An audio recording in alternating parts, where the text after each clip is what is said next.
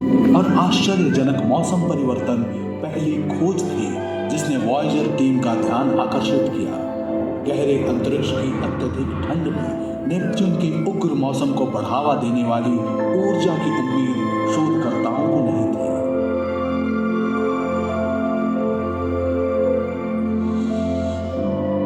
Neptune के दक्षिणी गोलार्ध में वॉयेजर 2 ने एक स्थायी प्रतिचक्रवाती तूफान की खोज की जिसे अब ग्रेट डार्क स्पॉट के रूप में जाना जाता है। वॉयेजर ने पाया कि नेपच्यून की हवाएं सौर मंडल में सबसे तेज थी। उनकी गति 2100 किलोमीटर प्रति घंटे तक पहुंच जाती थी। वॉयेजर 2 ने ग्रह के चारों ओर छल्लों की एक कमजोर और खंडित प्रणाली का भी पता लगाया। छल्ले किस चीज के बने होते हैं और उनका रंग लाल क्यों होता है, ये एक रहस्य है जिसका पता लगाने के लिए वॉयेजर रुक नहीं सका। लेकिन जब वॉयेजर 2 ने ट्राइटन के पास से उड़ान भरी तो और भी जानकारियां प्राप्त हुई। ट्राइटन सौर मंडल का एकमात्र बड़ा उपग्रह है जो प्रतिगामी कक्षा वाला है। ये अपने ग्रह नेपच्यून के घूमने की विपरीत दिशा में परिक्रमा करता है। वैज्ञानिकों को लगता है कि ट्राइटन का असामान्य परिक्रमा पथ साबित करता है कि ये कभी अपने आप में एक बौना ग्रह था। वे मानते हैं कि लाखों साल पहले ये भटक कर नेपच्यून के पास आया और इसके विशाल गुरुत्वाकर्षण की चपेट में आ गया। उस प्रतिगामी कक्षा का अर्थ है कि ट्राइटन हर पल ऊर्जा खो रहा है। जल्दी हो या देर से ये नष्ट हो जाएगा। ट्राइटन के टुकड़े संभवतः नेपच्यून के चारों ओर छल्ले की एक प्रणाली बनाएंगे जो कि शनि की तुलना में अधिक और साफ दिखने वाले होंगे।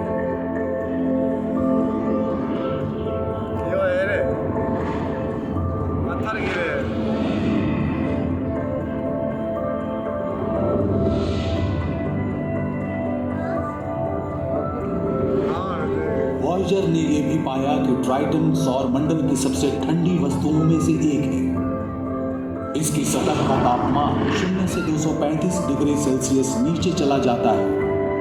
ट्राइटन के दक्षिणी ध्रुव के पास कुंड से निकले झरनों की एक श्रृंखला देख वैज्ञानिक हैरान रह गए, जो सतह की बर्फ की दरारों में से भूजल और धूल उगलती है, जिसे क्रायोवोल्केनिक गतिविधि कहा गया।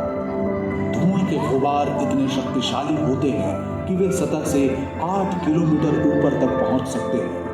इस सौर मंडल से होते हुए वॉयेजर 2 की यात्रा के अंतिम पड़ाव थे नेपच्यून और उसके उपग्रह।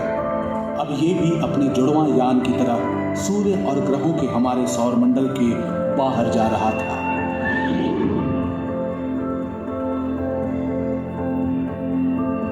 वॉयेजर 1 सौरमंडल की सीमा तक पहुंचने वाली और उससे आगे जाने वाली पहली मानव निर्मित वस्तु बन गई। अगस्त 2012 में घटी थी ये घटना। वॉयेजर 2 भी पीछे नहीं है। अब दोनों अंतरिक्ष यान हमारे सूर्य से दूर जा रहे हैं, अपनी अपनी दिशा में। उनका मिशन पूरा हो गया है। वॉयेजर के ऑनबोर्ड उपकरण धीरे धीरे बंद हो रहे हैं। बिल्कुल अंतिम समय में 2025 और 2030 के बीच उनकी यात्रा शुरू होने के आधी सदी के बाद नासा हमेशा के लिए वॉयेजर से संपर्क खो देगा। लेकिन इसके आगे क्या हो सकता है? भले ही वॉयेजर डेटा को पृथ्वी पर वापस नहीं भेज सकते हैं, लेकिन 2 यात्री अपने सफर को जारी रखेंगे। हमारे सूर्य से दूर और दूर चलते चले जाएंगे। लाखों अरबों साल बीत जाएंगे। मानव जाति का सफर बहुत दूर जा पहुंचेगा, यहां तक कि हमारा अपना सूर्य भी अंततः एक विशाल लाल पिंड बन जाएगा। फिर भी कहीं दूर हमारे सौरमंडल की सबसे दूर की सीमाओं से परे 2 मानव निर्मित अंतरिक्ष यान अपने साथ एक छोटा सा संदेशा ले जा रहे होंगे कि हम कौन हैं और हम कौन थे।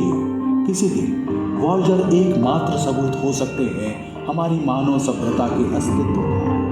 वॉयेजर 1 और वॉयेजर 2 दोनों में ही मौजूद है एक प्रकार का टाइम कैप्सूल, जिसमें एक सोने की परत वाली तांबे की डिस्क और स्टाइलस है, जिसकी मदद से डिस्क के खांचों में एनकोडेड ध्वनियों को सुना जा सकता है। कवर पर लिखे निर्देश बताते हैं कि रिकॉर्ड प्लेयर कैसे बनाया जाता है। जो ऐसा कर पाएगा वो 55 भाषाओं में हमारा अभिवादन सुनेगा और मोत्सार्ट, चक बेरी, बाख, लुई आर्मस्ट्रॉन्ग, एक जॉर्जियाई समूह गान, न्यू गिनी के अनुष्ठान गीत, प्रकृति की आवाज और पक्षियों का चहचहाना सुन पाएगा। डिस्क में अंतरिक्ष से ली गई पृथ्वी की तस्वीरें, संसार के परिदृश्य और उनमें रहने वाले लोगों की तस्वीरें भी मौजूद हैं।